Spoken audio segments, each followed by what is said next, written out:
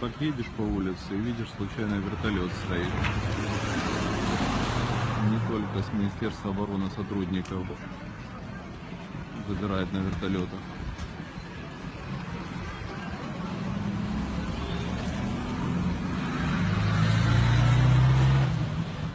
Наверное, кто-то в Новопечерскую школу прилетел.